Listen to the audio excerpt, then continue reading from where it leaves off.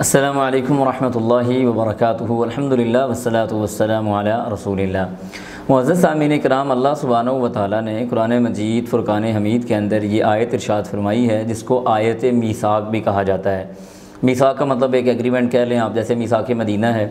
تو اللہ اور بندوں کے درمیان یہ ایک ایگریمنٹ کی آیت ہے، اور ایگریمنٹ کیا ہے کہ اللہ سبحانہ و تعالیٰ فرماتے ہیں سورۃ المائدہ کے اندر، وَإِذْ أَخَذَ رَبُّكَ مِن بَنِي آدَمَ مِن ظُهُورِهِمْ ذُرِّيَّتَهُمْ وَأَشْهَدَهُمْ عَلَىٰ أَنفُسِهِمْ أَلَسْتُ بِرَبِّكُمْ قَالُوا بَلَىٰ شَهِدْنَا أَن تَقُولُوا يَوْمَ الْقِيَامَةِ إِنَّا كُنَّا عَنْ هَٰذَا غَافِلِينَ۔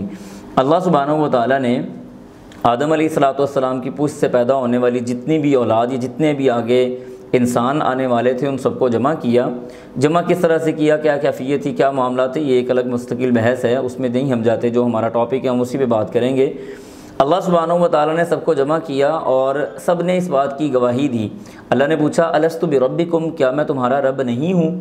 تو آگے سے جواب دیا بلا، کیوں نہیں۔ دیکھیں یہاں پہ یہ جواب نہیں دیا گیا لا یا نعم، کیوں یعنی لا کہا گیا کہ نہیں تو ہمارا رب نہیں ہے، یا یہ کہا جائے کہ نعم جی ہاں کیوں نہیں، تو کوئی احتمال پیدا ہو سکتا تھا۔ اللہ نے یہاں پہ ایسا فصیح لفظ استعمال کروایا جو الستو کے بعد آیا ہے کہ بلا، ہم سب نے، آپ نے، میں نے مل کے یہ بات کہی، اللہ کیوں نہیں، ہم تو یہ بس اس بات کی گواہی دیتے ہیں کہ تو ہمارا رب ہے۔ ان تقولوا یوم القیامۃ انا کنا عن ھذا غافلین، اللہ فرماتے ہیں کہ کہیں ایسے نہ ہو کہ قیامت کے دن تم جب میرے سامنے آؤ تو یہ بات کہنا شروع کر دو کہ انا کنا عن ھذا غافلین، ہم تو اس بات سے غافل تھے، ہمیں تو نہیں پتہ کہ ہم نے یہ عہد تم سے کیا تھا، یا یہ تم سے میثاق ہم نے کیا تھا، یا اللہ سبحانہ و تعالیٰ آپ سے ہم نے یہ ایگریمنٹ کیا تھا۔ تو اللہ سبحانہ فرماتے ہیں کہ قیامت کے دن ایسا کام نہیں کرنا۔ اب یہاں پہ جو سوچنے والی بات ہے وہ یہ ہے کہ ہمارے ہاں بعض لوگ یہ اشکال ڈالنے کی یا اشکال پیدا کرنے کی یا یہ بات سمجھے بغیر یہ بات وہ سوچ لیتے ہیں کہ مجھے یا آپ کو یاد تو نہیں ہے کہ ہم نے اللہ سبحانہ و تعالیٰ کے ساتھ یہ ایگریمنٹ کیا تھا۔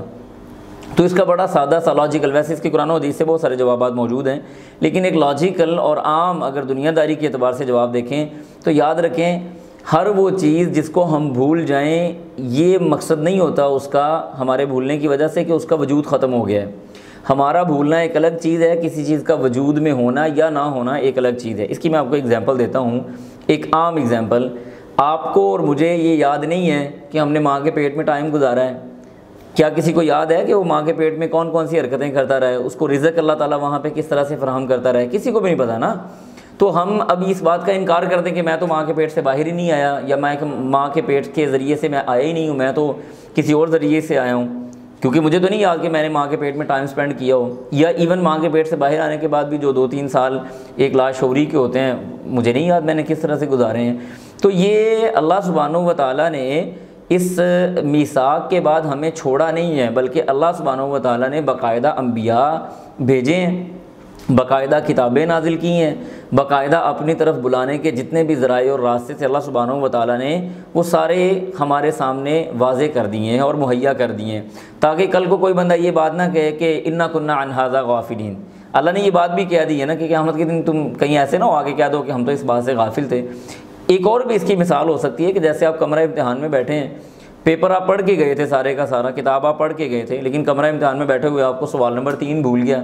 اب سوال نمبر 3 کا جو جواب ہے وہ آپ کو اگر بھول چکا ہے تو اس کا مطلب یہ تو نہیں کہ یہ والا سوال پیپر کتاب میں سے آیا ہی نہیں ہے یا کتاب میں سے حذف ہو گیا ہے۔